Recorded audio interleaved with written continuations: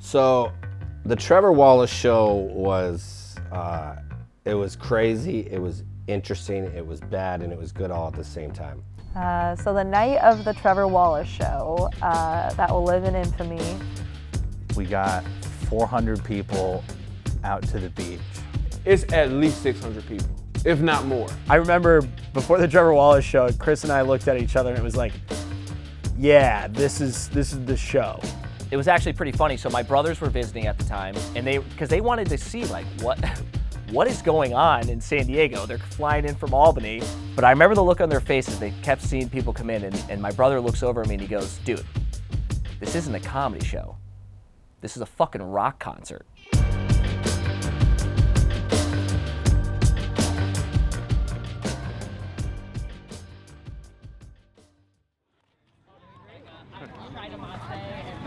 I can't believe it's happening. This is going to be all over.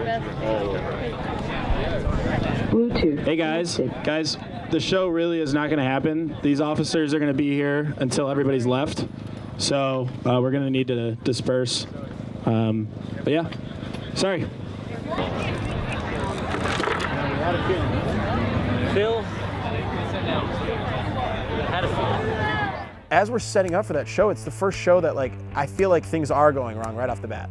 There was just like logistical things that were going wrong, and We have issues with the stage, is it getting put together right? it was kind of Murphy's Law. Everything that could go wrong was going wrong. The comedians are having trouble finding location. We're supposed to have this sound guy come. He isn't there yet, so we're just like, oh man, are we gonna have sound? Like there's a lot to the things behind the scenes that go on that nobody really knows. So I'm panicking. And sure enough, driving down the beach, we see the cop lights. And Chris and I just look at each other and we're like, Whatever you're thinking in your head, it's happening. All right, start to turn some shit off, I guess. Yep, it's finally come. Like this is the downfall. This is the end that we knew was coming. It almost didn't seem like it was actually gonna happen. It felt like they were just gonna be like, okay, you kids have fun, and then like kind of keep going. Because it was just such a force. Like there were just so many people that were invested. What started out as just these new guys just wanting to create some stage time for themselves in a backyard, became a show in a backyard, became a show at the park, became 400 people can come out. It's not to say that it wasn't, you know, the best thing to do during COVID, but it's just, you could just see how stoked everyone was to have an activity to do and to go outside and to, you know, they all wore their masks, but they brought their blankets, and it was just gonna be like such a fun night. The energy was so high. a moment that was kind of odd but special to me is as the cops get out of their car, they ask who's in charge here.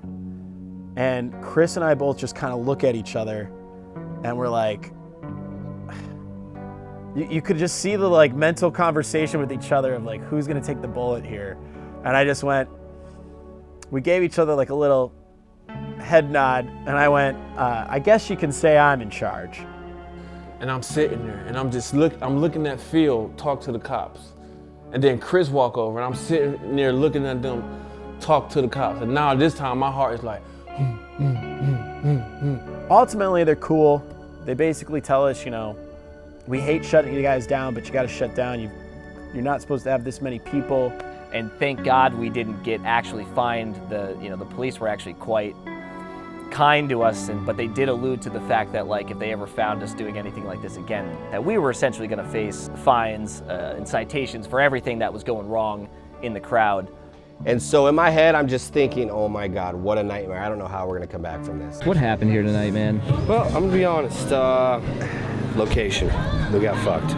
Cops came, they saw the Suzuki Samurai on the beach, and it was over, dude. That's what happened, dude. And we were super bummed. We just were like, we just had all these disappointed people. We felt disappointed. What are we gonna do? Well, we still had a show. That's what we did. You know, we're cleaning up and we're feeling a little defeated, and one of our audience members looks at us and is like, hey, you guys can do the show at my gym. Can't do it as many people. And again, Chris and I kind of look at each other and we're like, all right, yeah, let's do it. Why not? All right, guys, thank you for coming to the VIP exclusive only show. This was just an elaborate plan to get the real fans here, so thank you. You know, we kind of had this like speakeasy type show, and it was kind of like you only found out about it if you're at the right place at the right time. And within an hour and a half of having to disassemble this whole show, carry all the stuff back, put it back in the Jeep, we set up a whole nother one, and it was a great night. Like, the show still happens. Trevor Wallace goes on stage, he still performs. Fuck, dude, I was pissed that beach show got shut down. That looked tight. But that's the most San Diego thing ever. Like, yo, our beach show got raided, dude. Put on your fucking rainbows, and we're heading to the gym outside.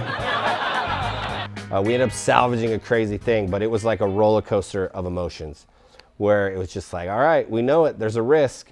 And that was also the day that I learned that the people going to these shows, I call them fans, are amazing, because they didn't just say, all right, we're over these guys. They kind of stuck through it.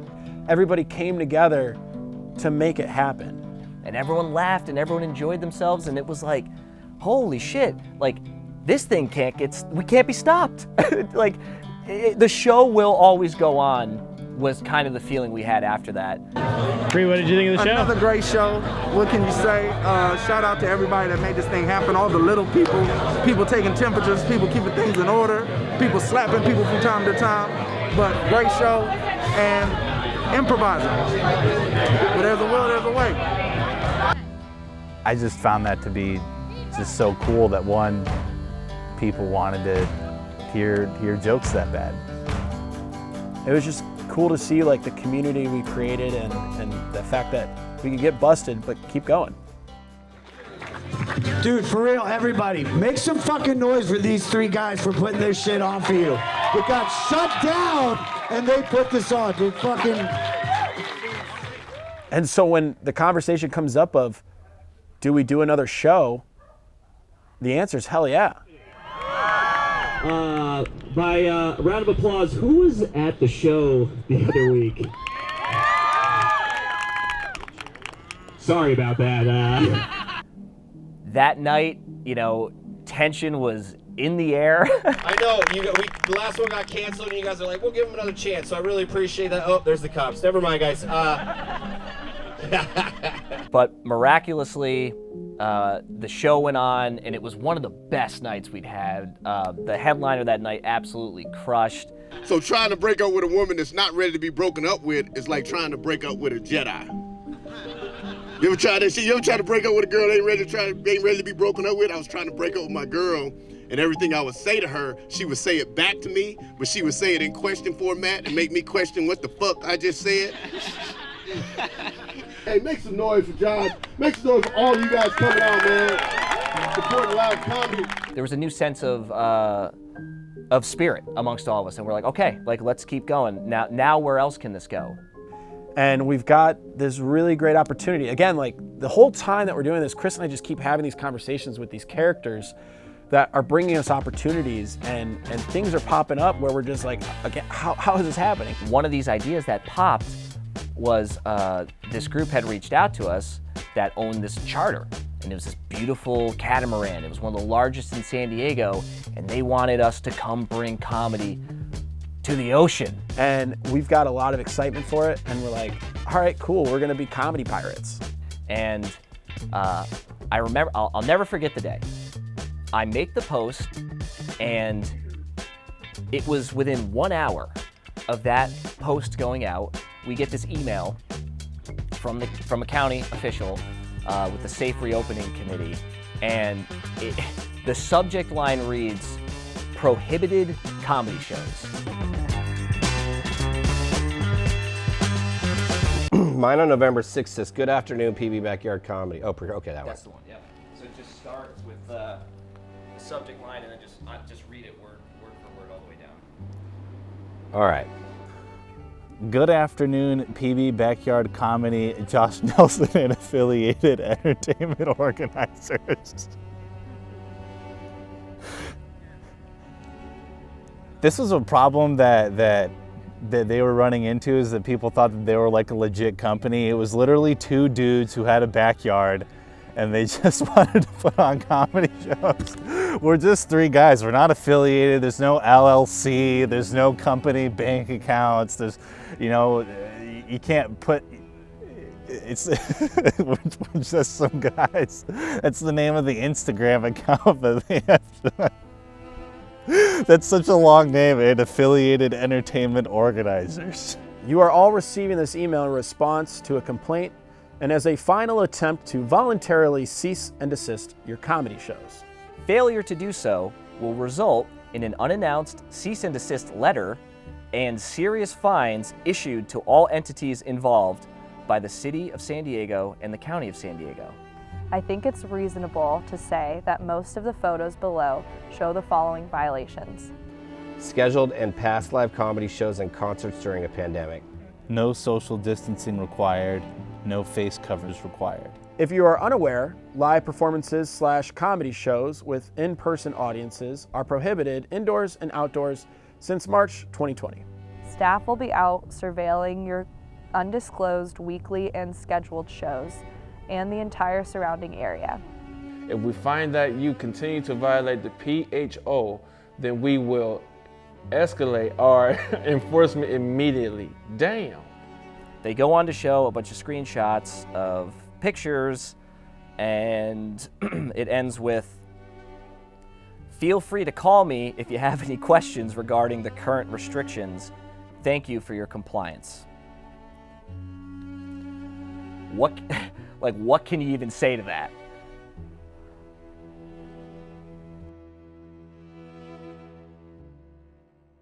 Hunter, tell us about it.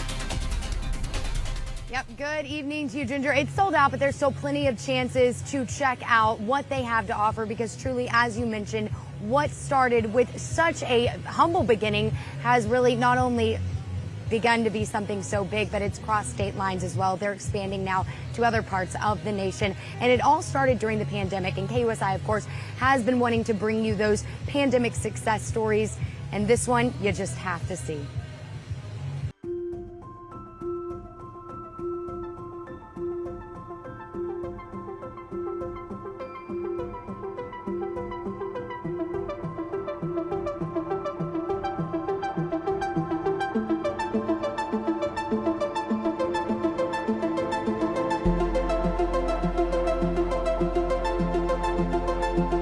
If you haven't been, the lineage of all this is we used to actually do a show in our backyard off of Cash Street over there.